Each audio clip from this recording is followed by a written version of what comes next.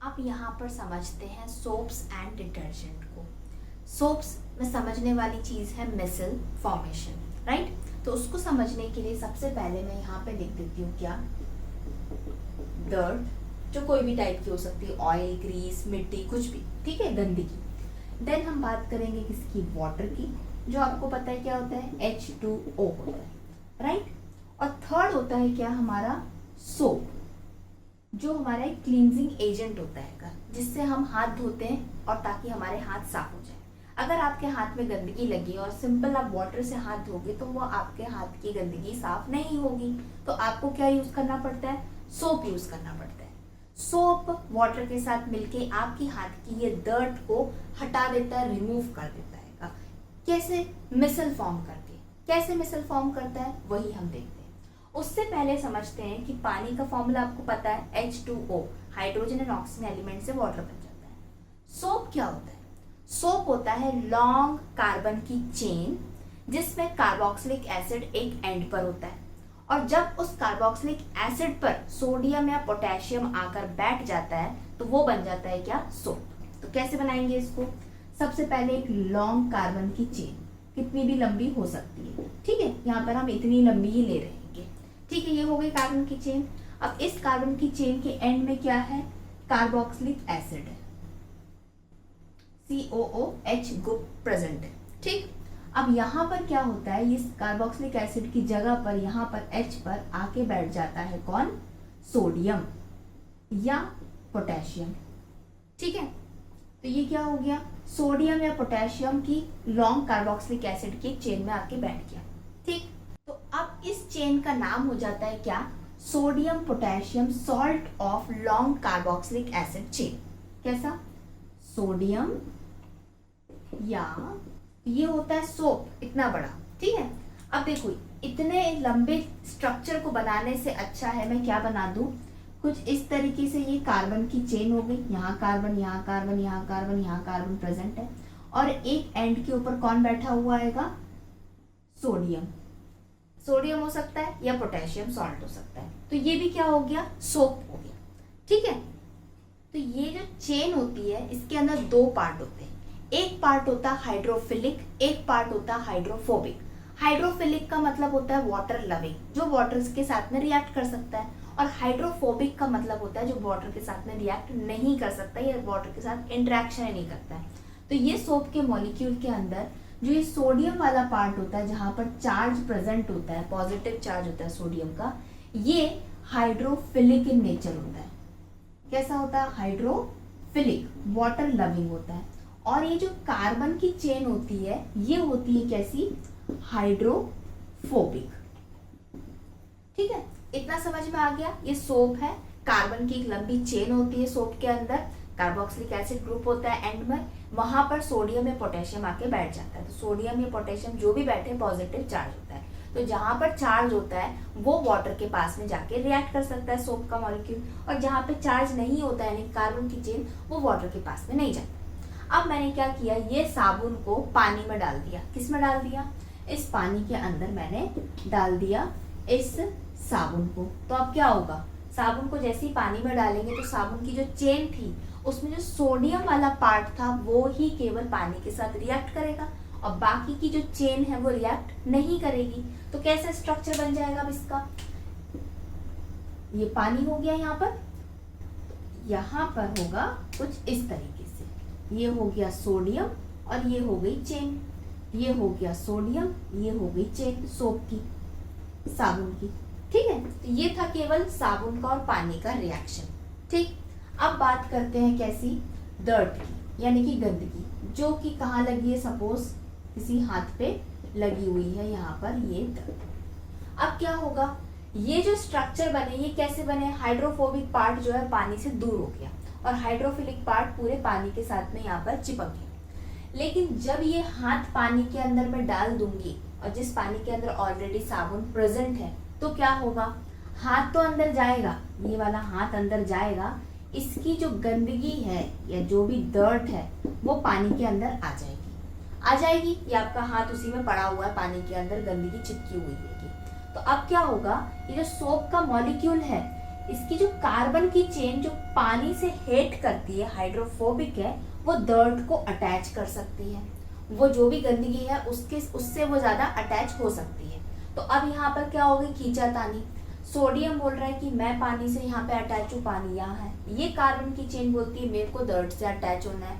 तो क्या करें, तो ये दोनों सब मिल के क्या करते हैं, एक अलग ही स्ट्रक्चर फॉर्म करते हैं। उस स्ट्रक्चर को बोलते हैं क्या, मिसल।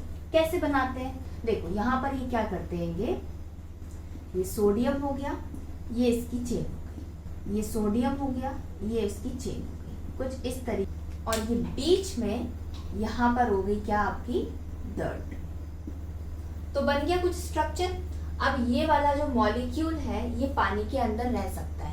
कैसे, यहाँ पर आ जाएगा ये आपका वाटर जो सोडियम से अटैच रहेगा क्योंकि हाइड्रोफिलिक है, और बीच में पानी नहीं होगा, बीच में क्या होगा, पूरी डर्ट प्रेजेंट होगी। इस पूरे स्ट्रक्चर को क्या बोलते हैं, मिसल बोलते हैं, राइट। अब ये जो मिसल एक मॉलिक्यूल बना है, ये वाटर के अंदर केवल एक मॉलिक्यूल है, नहीं, बहुत सारे हैं। क्यों बहुत सारे हैं, क्योंकि डर्ट कितनी है, बहुत सारी है, तो इसमें के बहुत सारे मिसल्स इस पानी के अंदर बन जाते हैं। क्लियर हो गई ये वाली बात। अब ये बहुत सारे इसमें के मिसल्स हैं, सपोज ये है एक, ये 2, ये 3, ये 4 है, ठीक है। और बाहर की तरफ में क्या है, सोडियम प्रेजेंट है। सोडियम के ऊपर कौन सा चार्ज आएगा, पॉजिटिव चार्ज है। यहाँ पर भी सोडियम होगा पॉजिटिव, ये सब सोडियम के आयंस है। इसके ऊपर भी सोडियम के आयंस है। और ये क्या है, ये मिसल 1, मिसल 2, मिसल 3, मिसल 4 है। तो अब पॉजिटिव है, ये पॉजिटिव है, क्या ये दोनों मिसल अट्रैक्ट करेंगे एक दूसरे से, नहीं करेंगे, रिपल करेंगे। आयन आयन का रिपल्शन होगा। इसीलिए ये मिसल्स जो पानी के अंदर है प्रेसिपिटेट नहीं फॉर्म करते हैं, अलग अलग रहते हैं। तो देखो ये जो मिसल है क्या सॉलिड फॉर्म में बना, सॉलिड फॉर्म नहीं है। जैसा वाटर लिक्विड है उसी तरीके से ये भी लिक्विड है, क्योंकि वो साबुन जो था वो पानी के अंदर घुल गया, जो डर्ट थी वो भी पानी के अंदर घुल चुकी है, तो दोनों लिक्विड हो गए। ये भी एक लिक्विड स्टेज हो गया और ये भी एक लिक्विड फॉर्म हो गया। तो दो लिक्विड जब एक ही जगह प्रेजेंट है और दोनों इमिसिबल हैं, तो वो उसको हम क्या बोलते हैं, इमल्शन बोलते हैं। इसीलिए पानी के अंदर अगर साबुन और डर्ट मिल जाती है तो क्या फॉर्म हो जाता है, इमल्शन फॉर्म हो जाता है, राइट।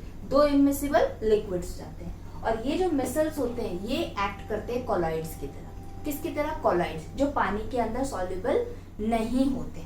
इतना क्लियर हो गया। मिसल क्या होता है, सोडियम, ये सॉल्ट, सोप जो होता है ये सोडियम पोटेशियम के सॉल्ट होते हैं, राइट। फिर कोलॉइड्स क्या होते हैं, इमल्शंस कैसे बना, ठीक है। अब ये इतना प्रोसेस होने के बाद में ये मिसल्स आपस में अट्रैक्ट तो करेंगे नहीं, अलग अलग पड़े रहेंगे सब डर्ट को पकड़ कर।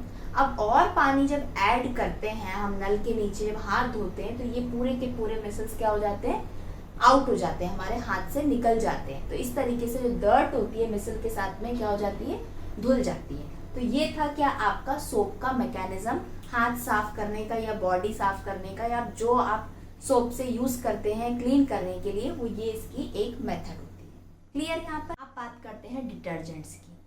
जब हम साबुन का यूज करके पानी में कुछ डर्ट को निकालने की कोशिश करते हैं और अगर वो डर्ट निकल जाती है तो वो साबुन जो है या सोप है वो सक्सेसफुल है उस डर्ट को रिमूव करने के लिए। लेकिन कभी कभी ऐसा होता है, कुछ सोप्स को हम यूज करते हैं डर्ट को रिमूव करने के लिए, कपड़ों की हो गई या बहुत सी ऐसी चीजों की हो गई, तो वहां पर वो डर्ट रिमूव नहीं होती या साफ नहीं होती वो चीज, और उल्टा वहां पर एक चीज फॉर्म होती है जिसको बोलते हैं स्कम। तो ये क्यों होता है, क्योंकि साबुन उतना इफेक्टिव नहीं होता उस डर्ट को निकालने के लिए।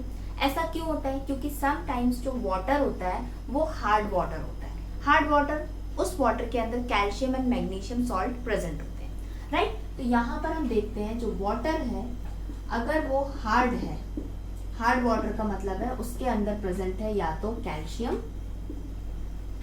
या मैग्नीशियम। अगर ये प्रेजेंट है तो सोप यहाँ पर काम नहीं करेगा, इस पानी में पूरी तरीके से डर्ट को रिमूव नहीं करेगा। तब क्या किया जाता है, तब यूज करा जाता है डिटर्जेंट्स को। तो डिटर्जेंट हार्ड वाटर के अंदर भी डर्ट को रिमूव कर देते हैं जो सोप नहीं कर पाते। तो इन दोनों में कुछ तो डिफरेंस होगा, तभी डिटर्जेंट ज्यादा अच्छा काम कर पा रहा है। ज्यादा अच्छा डिटर्जेंट काम इसलिए कर पाता है क्योंकि डिटर्जेंट क्या है, sodium salt of sulphonic acid या अमोनियम सॉल्ट विद क्लोराइड्स और ब्रोमाइड आयंस। सोप क्या था, सोडियम या potassium salt of carboxylic acid का। ठीक है, सबसे पहले हम बात करते हैं, अगर हमने सोप लिया हार्ड वाटर के अंदर, तो जो उसमें सोडियम या पोटेशियम आयंस थे वो क्या करते हैं, ये कैल्शियम मैग्नीशियम के साथ में रिएक्ट कर जाते हैं और प्रेसिपिटेट फॉर्म कर लेते हैं। जैसे ही वो प्रेसिपिटेट फॉर्म करते हैं तो वो बन जाता है स्कम। तो वो अलग से दिखाई देता है कि झाग है, बिल्कुल साफ नहीं हो रहा है। तो ये हो गया क्या, पहला पॉइंट सोप का। तो जो सोप है वो क्या फॉर्म कर देता है, स्कम फॉर्म कर देता है। क्यों फॉर्म कर देता है, क्योंकि सोप के अंदर जो सोडियम या पोटेशियम होते हैं वो रिएक्ट कर जाते हैं कैल्शियम या मैग्नीशियम के साथ में स्कम को बनाने के लिए। ठीक है, तो इसलिए यहाँ पे डर्ट रिमूव नहीं हो पाती। अब बात करते हैं किसकी, डिटर्जेंट की। डिटर्जेंट में क्या है, जो आयंस प्रेजेंट है, ब्रोमाइड या क्लोराइड आयंस प्रेजेंट है। अब ये डिटर्जेंट को हम पानी में डालेंगे जो कि हार्ड वाटर है, तो वहां पर वो कैल्शियम और मैग्नीशियम के साथ में रिएक्ट नहीं करेगा जो यहाँ पे सोप रिएक्ट कर रहा था। सोप रिएक्ट कर रहा था तो क्या बना रहा था, प्रेसिपिटेट बना रहा था, राइट। लेकिन डिटर्जेंट के अंदर उसके आयंस प्रेसिपिटेट फॉर्म नहीं करेंगे। प्रेसिपिटेट जैसे ही फॉर्म नहीं होगा तो क्या होगा, डर्ट जो है बहुत इजीली रिमूव हो जाएगी। तो यही एक प्रिंसिपल है किसका, डिटर्जेंट का, डर्ट को क्लीन करने का, वो भी हार्ड वाटर के अंदर। ठीक है, और यही डिटर्जेंट्स का यूज करा जाता है कहाँ पर, शैम्पू के अंदर, या जो क्लोथ्स कपड़े धोने के लिए डिटर्जेंट होता है वो। तो ये काफी ज्यादा हार्ड होते हैं एज कंपेयर टू सोप्स में। तो यहाँ पे कंप्लीट हुआ आपका chapter number 4, carbon and its compound. अगर ये चैप्टर आपको समझ में आया है, वीडियो पसंद आया है, तो इसको लाइक और शेयर जितना हो सके उतना करिए। और हाँ, अगर आपको पूरी क्लास 10th की साइंस पढ़नी है तो वन बायोलॉजी चैनल को सब्सक्राइब करें, क्योंकि यहाँ पे चैप्टर वाइज मैं आपको एक एक चैप्टर समझाने वाली हूँ।